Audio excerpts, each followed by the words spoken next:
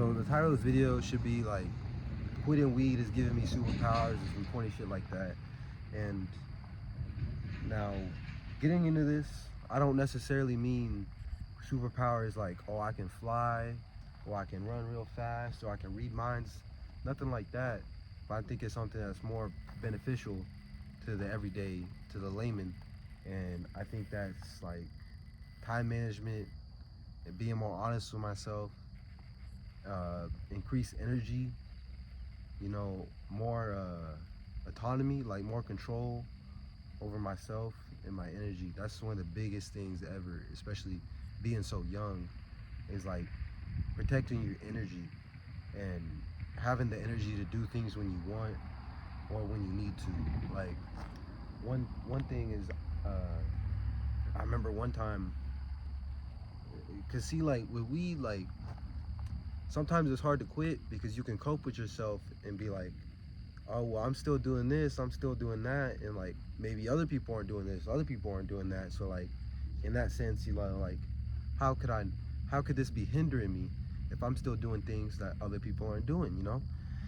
And I think that's a slippery slope to get into, or just like a bad ideology to get into, because then it lets you get away with so much, and it just holds you back, and it doesn't let you see your full potential. And I'm not saying that weed is an evil thing. I don't think anything is wrong. The only thing is evil.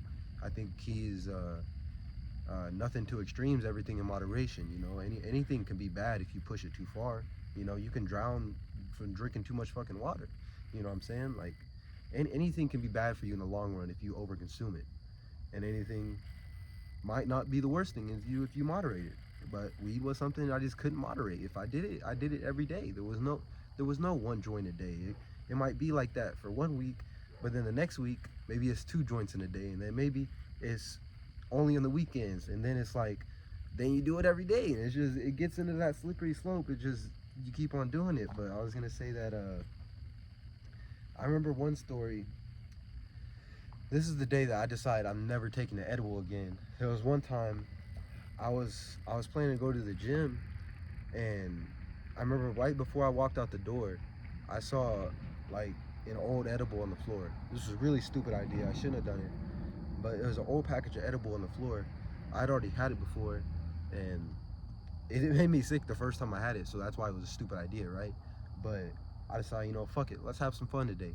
So I grabbed a piece of the edible. I got like probably a few little pieces. If I was to estimate, it's probably like 200 milligrams.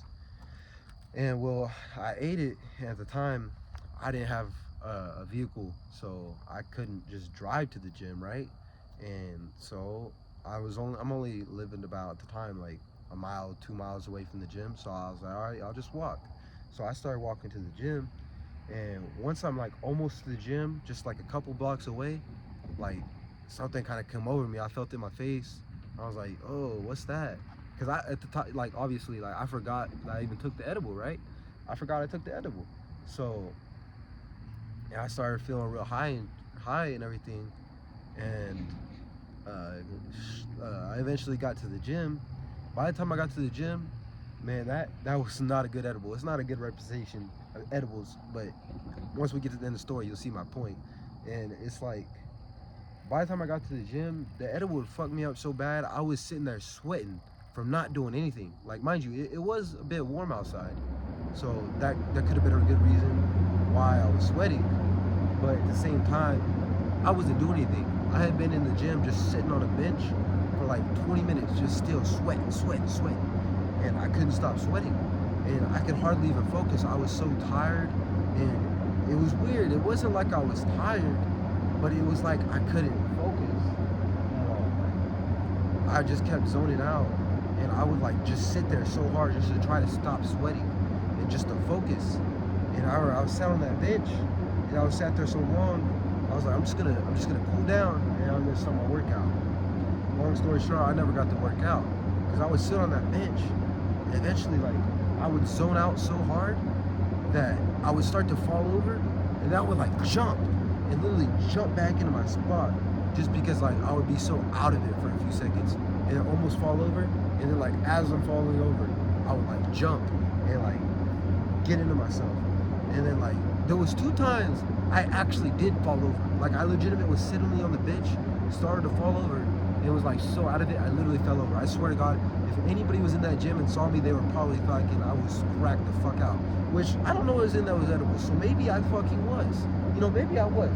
And that's the whole point. Like, cause that day I didn't even get to do my workout.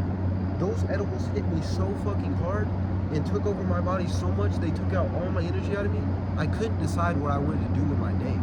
You know, the edibles had defeated me. They took away my whole day. And sure, maybe if I was some disciplined Dave, you know, maybe I could have just gotten through the workout anyways, and it'd been all right. But like, I couldn't do it. I could barely even stand there and be all right. So obviously, I wasn't gonna walk back home. You know, I could barely even sit down without passing out. So I called a taxi, had to go back home, and that whole day was ruined. I didn't do shit that whole day. And that's my whole point with quitting weed and just having more autonomy over yourself and be able to decide what you want to do with every day. Because like right now I'm out here, I'm outside, and man, I already did my cardio earlier. I played some basketball. You know, some kids came to the court. We ran a little 2v2, and I ain't even gonna hold you. I lost. My team lost. Me and little dude, we didn't have it, you know. We lost. I ain't gonna hold you. It was a close game, kind of.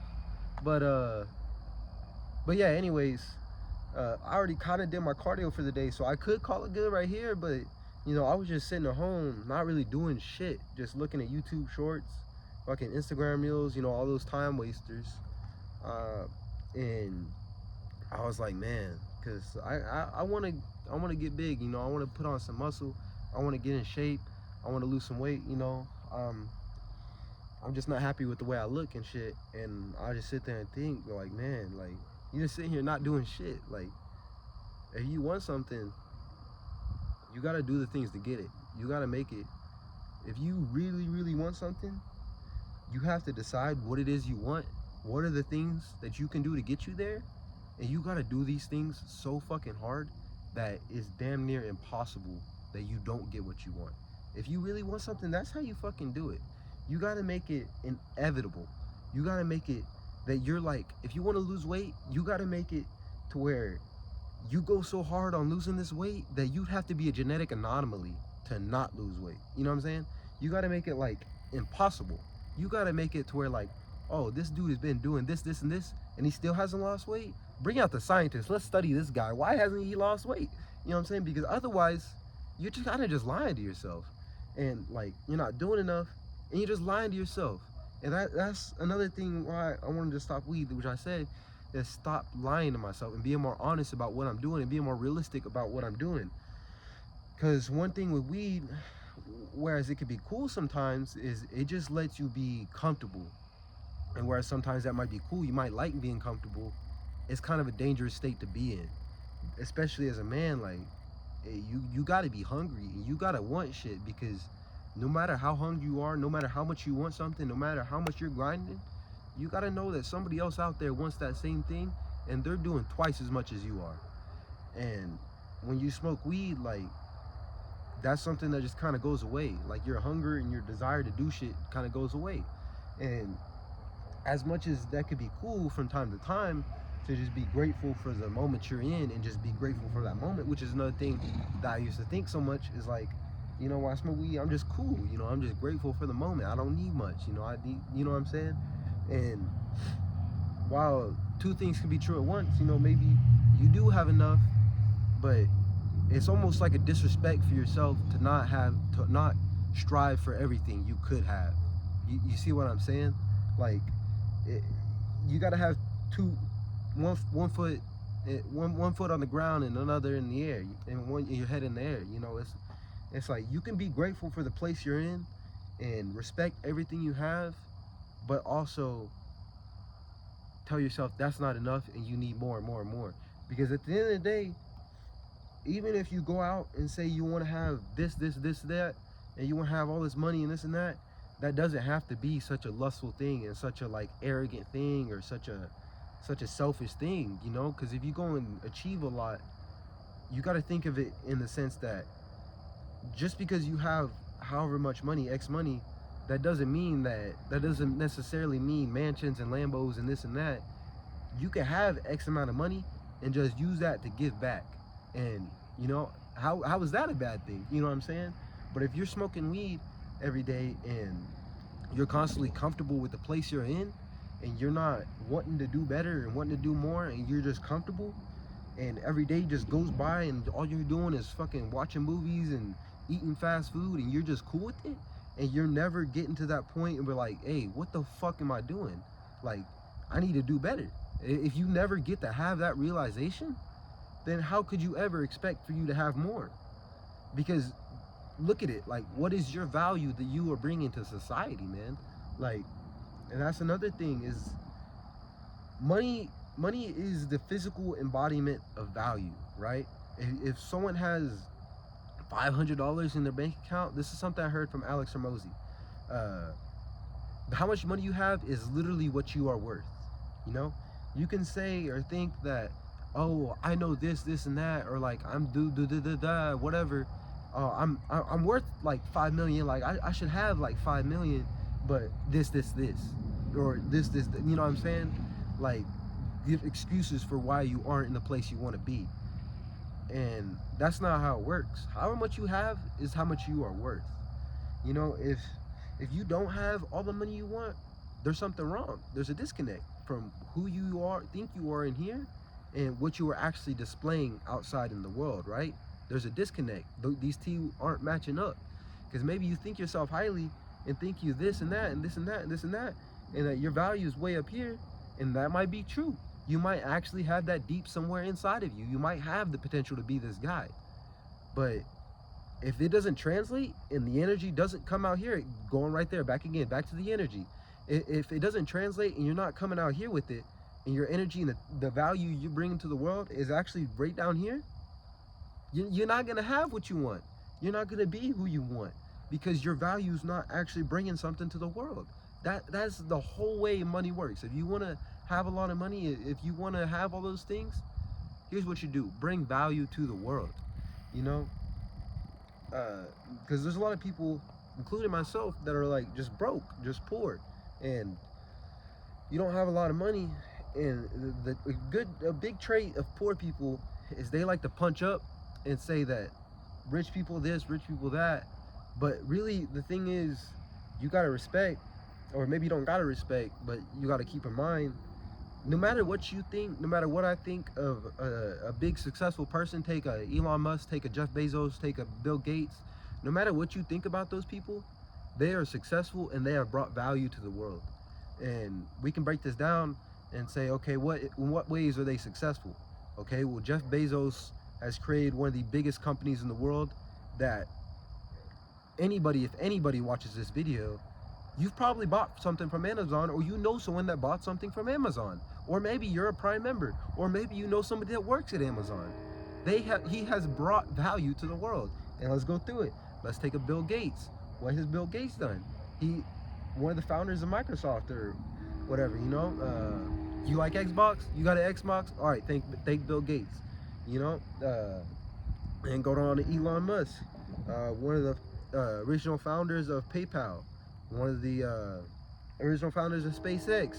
And he bought in on Tesla, made Tesla, which was a failing company when he came in, and he made it a successful household name. Well, successful could be debatable, but you know the name Tesla. You might know somebody with a Tesla.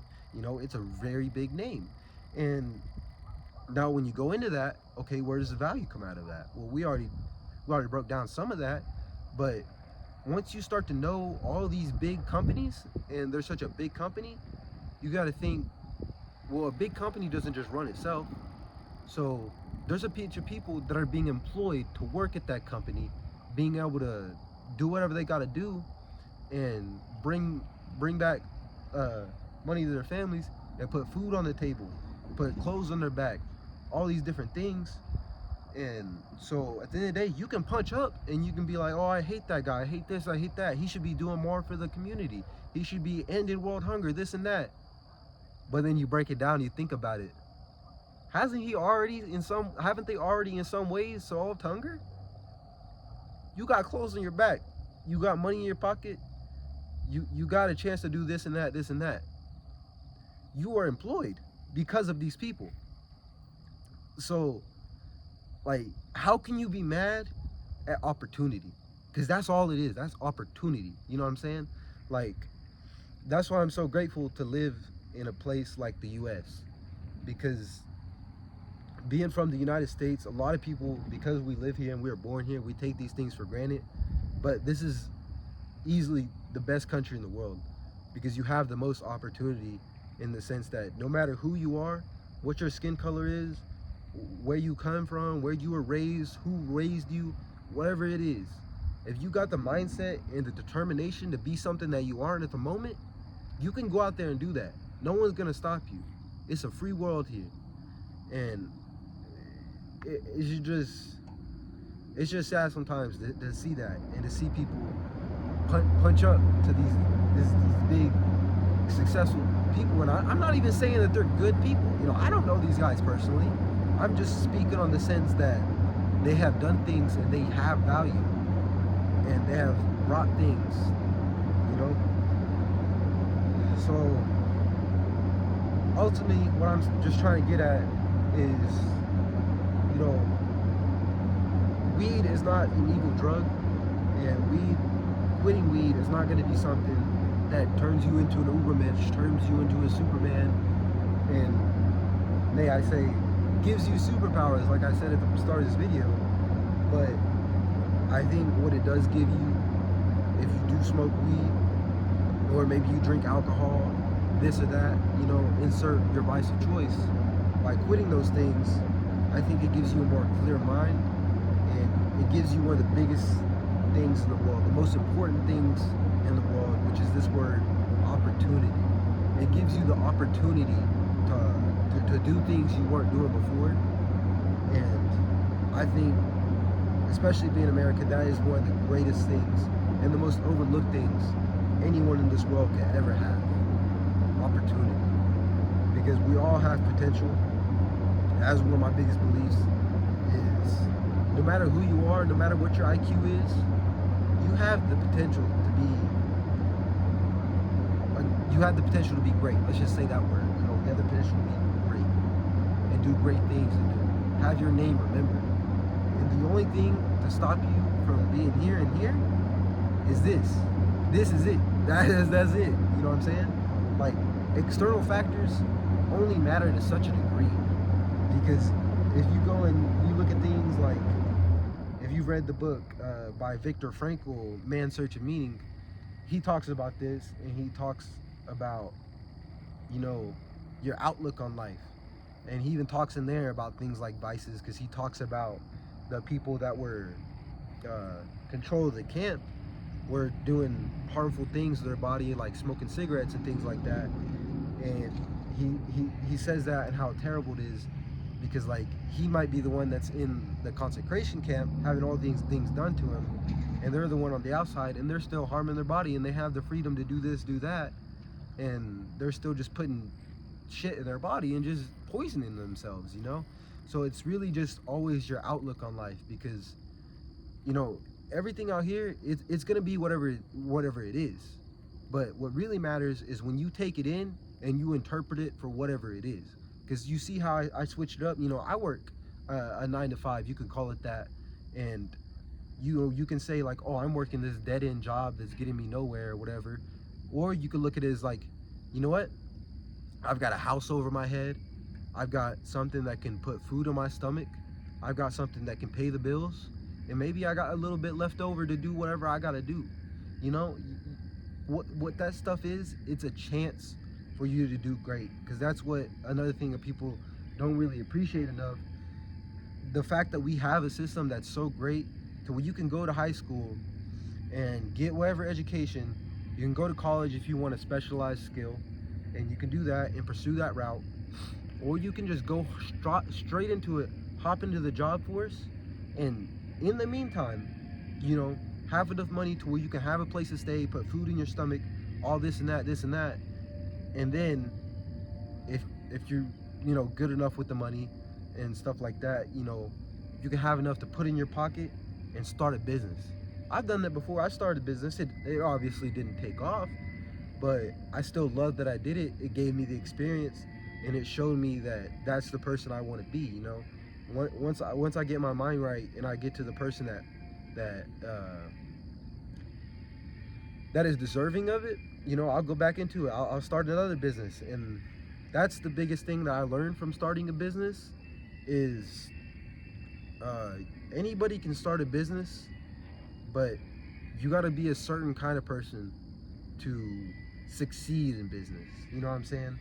Like, and it's different for everybody what that means, but for me, it's just one, like, it goes back to all of it, you know, the weed, the vices, and it's just like, my ultimate thing is I'm not happy with the body I have, and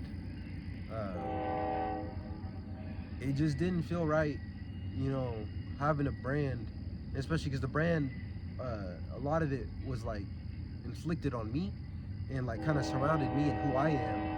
And it's like, how could I sell my image, my word, you know, my idea to somebody else, but I haven't even execute on those things myself? You know, one of the like true telltale signs, one of the like the biggest indicators of who you are as a person is your body. You know, that shows so much. Like when you see somebody and they're stupid ripped and they got abs and all that, like what you're seeing is like a time machine. You're seeing what that person has done for months and months, maybe even years. So when you see somebody with a stomach or whatever it be, or somebody with abs, you're really just getting a time machine of like, okay, what has this person been doing for the last 2 years? And you know, past past actions are a decent indicator for future actions. So if in the past you haven't been doing the things to get you to have, say, the body you want, if you want to look good and you want to have abs, you want to be built and all these things, and you don't look like that, could you really say that you're oblivious? Could you really say that you know, you are on the track to be successful? Because that's kind of what the brand was. Is about. It was called Oblivio, and the whole idea was being oblivious to outside factors that are like keeping you down, and to rise above that, uh, and just succeed anyways, you know. And I felt like kind of like a fraud, because it's like, man, you want to look good and you don't even look good, you know. Like, so how could you sell this image and say that these words are true to other people, in the sense that they might be true but not coming from you? You know what I'm saying? And yeah, I don't know. I guess that's all I really got. And I want to come on here just to kind of vent. I don't know. I might make some more of these videos more often, just like this, just kind of straight talking to the camera. I've been seeing stuff like this a lot on YouTube, and I've really been consuming a lot of it.